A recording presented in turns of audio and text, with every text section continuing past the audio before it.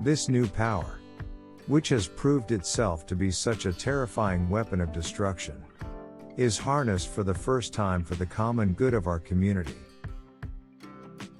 To the suggestion that Great Britain might someday want a republic, we'll go quietly.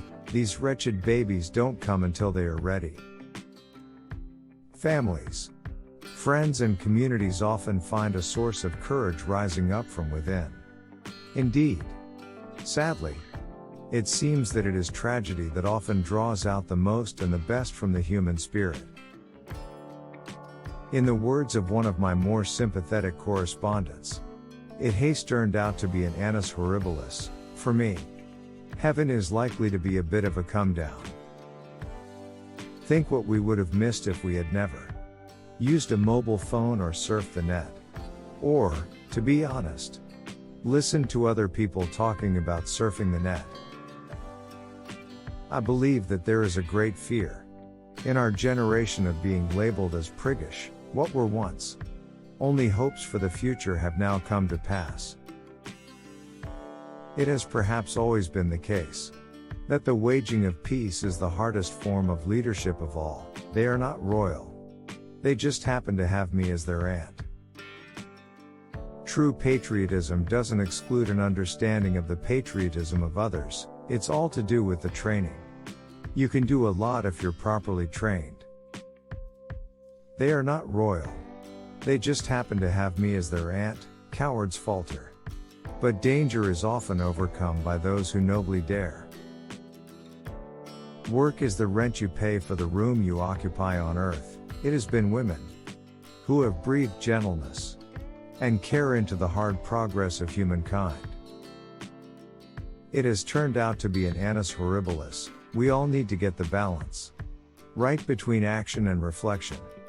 With so many distractions, it is easy to forget to pause and take stock. Family does not necessarily mean blood relatives, but often a description of a community, organization or nation. Good memories are our second chance at happiness. When life seems hard, the courageous do not lie down and accept defeat. Instead, they are all the more determined to struggle for a better future. I have been aware all the time that my peoples, spread far and wide throughout every continent and ocean in the world, were united to support me in the task to which I have now been dedicated with such solemnity. Let us not take ourselves too seriously. None of us has a monopoly on wisdom. Good memories are our second chance at happiness. I have been aware all the time that my peoples, spread far and wide throughout every continent and ocean in the world, were united to support me in the task to which I have now been dedicated with such solemnity. No one who knew Diana will ever forget her. Millions of others who never met her, but felt they knew her, will remember her. Like all best families, we have our share of eccentricities, of impetuous and wayward youngsters, and of family disagreements. I myself prefer my New Zealand eggs for breakfast. Madam President, speaking here in Dublin Castle, it is impossible to ignore the weight of history. As it was yesterday, when you and I laid wreaths at the Garden of Remembrance. It is easy enough to define what the Commonwealth is not. Indeed, this is quite a popular pastime. The British Constitution has always been puzzling and always will be. I declare before you all that my whole life, whether it be long or short, shall be devoted to your service, and the service of our great imperial family to which we all belong. I have in sincerity pledged myself to your service, as so many of you are pledged to mine.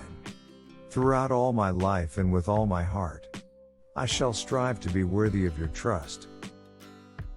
My husband has quite simply been my strength and stay all these years, and I owe him a debt greater than he would ever claim. To what greater inspiration and counsel can we turn than to the imperishable truth, to be found in this treasure house, the Bible? I have to be seen to be believed. The lessons from the peace process are clear, whatever life throws at us. Our individual responses will be all the stronger for working together and sharing the load. I cannot lead you into battle. I do not give you laws or administer justice. But I can do something else. I can give my heart and my devotion to these old islands, and to all the peoples of our brotherhood of nations. For many, Christmas is also a time for coming together. But for others, service will come first. It's all to do with the training. You can do a lot if you're properly trained. I am always struck by how the spirit of togetherness lies also at the heart of the Christmas story. A young mother and a dutiful father with their baby were joined by poor shepherds and visitors from afar. They came with their gifts. The events that I have attended to mark my Diamond Jubilee have been a humbling experience. It has touched me deeply to see so many thousands of families, neighbors and friends celebrating together in such a happy atmosphere.